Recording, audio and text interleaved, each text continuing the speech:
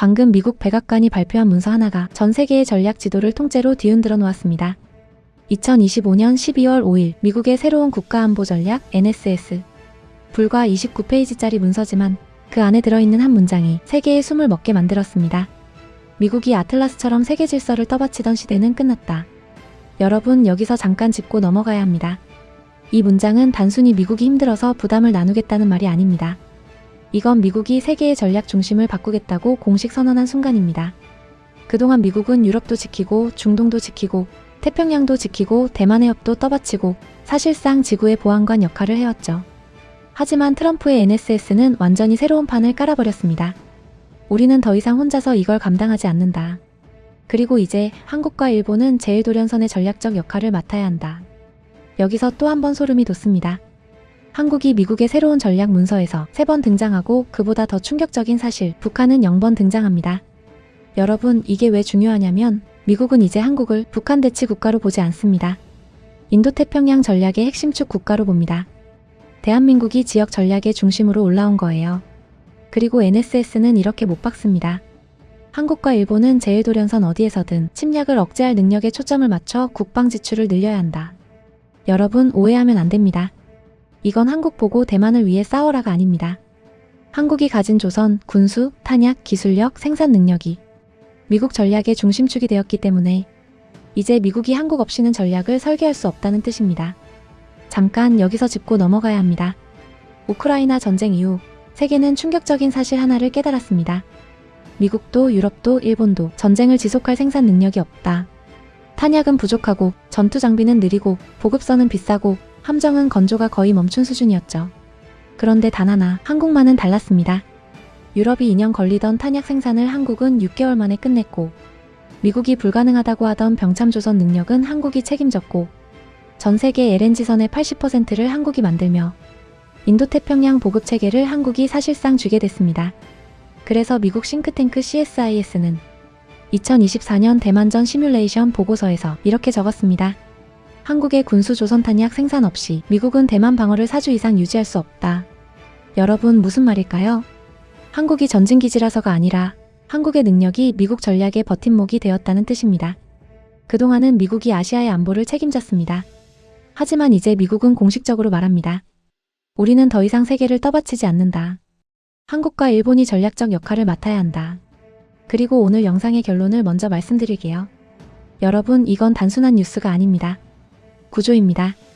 오늘 발표된 NSS는 한국에게 부담이 아니라 한국이 이미 세계 전략의 핵심 국가가 되었음을 공식 인정한 문서입니다.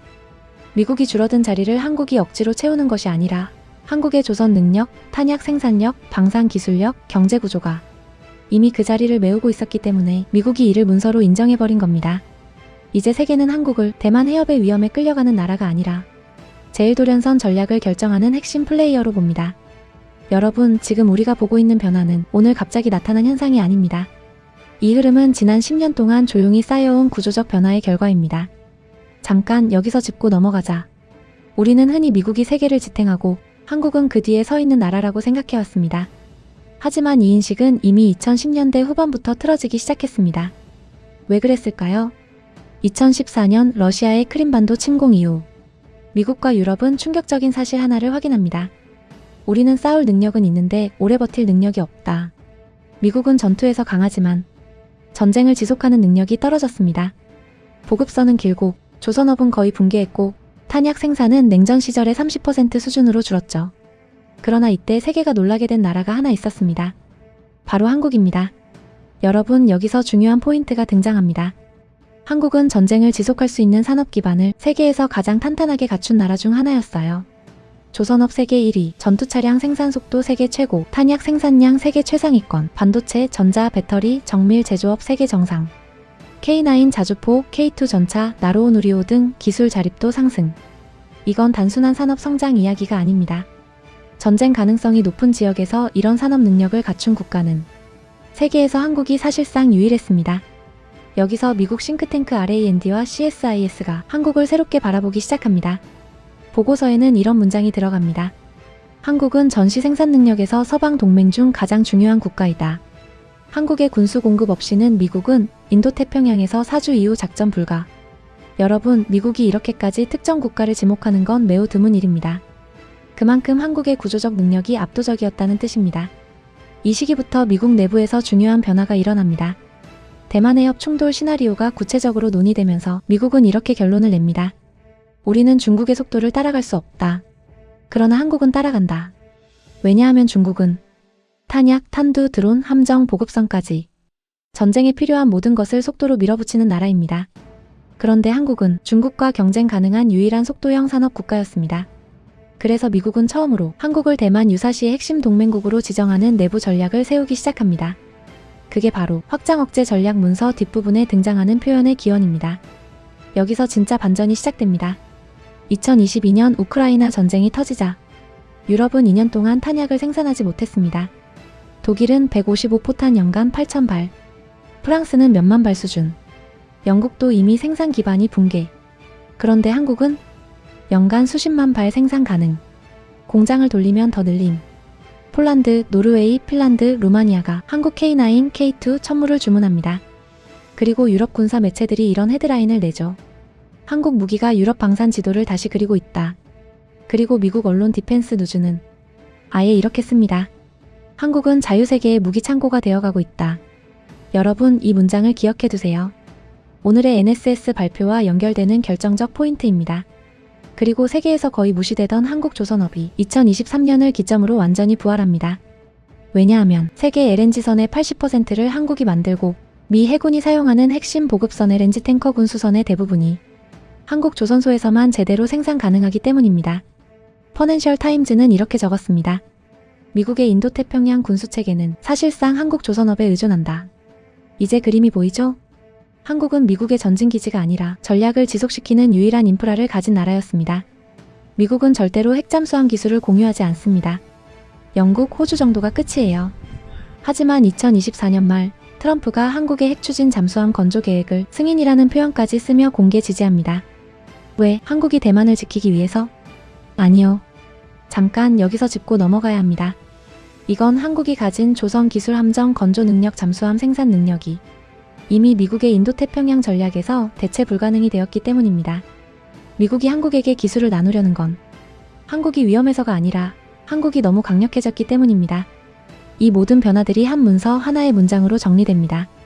미국이 세계 질서를 떠받치던 시대는 끝났다. 한국은 제1도련선 방어에 필요한 역량을 갖추어야 한다.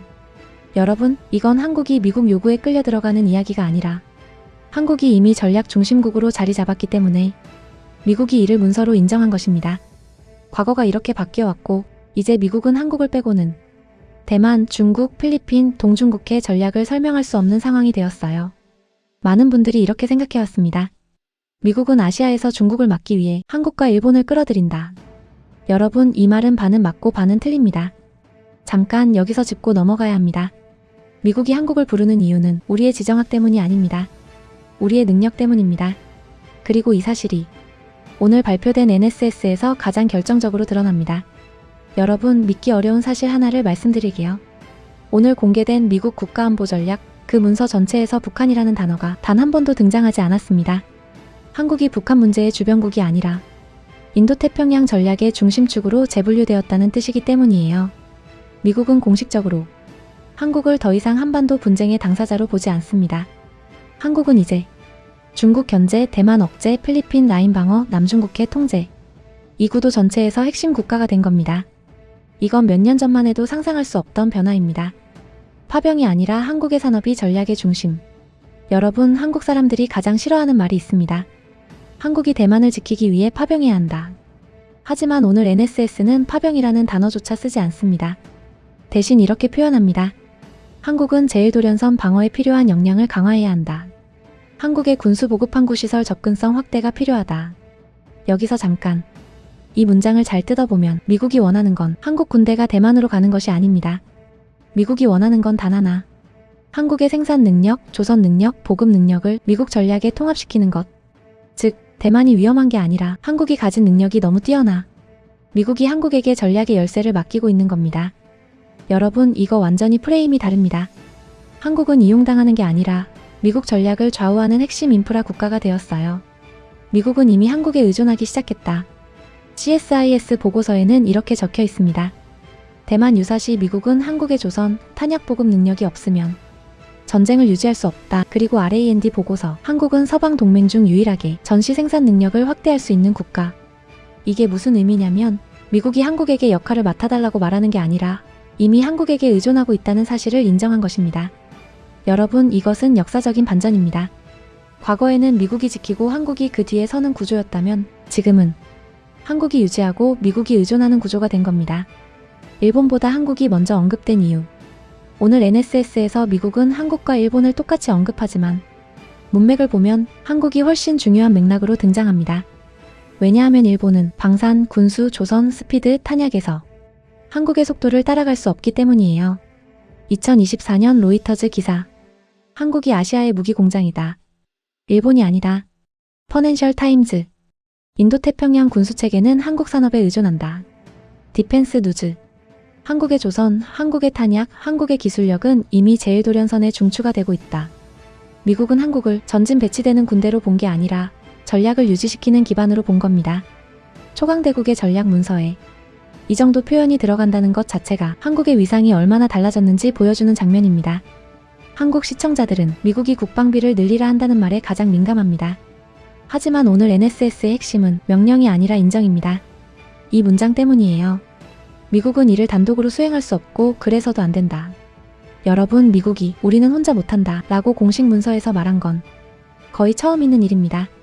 그만큼 미국이 한국의 능력과 산업 기반 없이는 아시아 전략이 굴러가지 않는 현실을 인정했다는 뜻이에요. 다시 말해, 한국은 미국에게 부담스러운 동맹국이 아니라 없으면 전략이 무너지는 핵심국이 되었습니다. K 아우라와 함께라면 세계는 단순히 뉴스가 아니라 구조로 보입니다. 오늘 이야기가 여러분께도 새로운 시선을 열어줬다면 구독과 좋아요 잊지 말아주세요. 여러분의 의견은 어떠신가요? 자유롭게 댓글로 남겨주세요.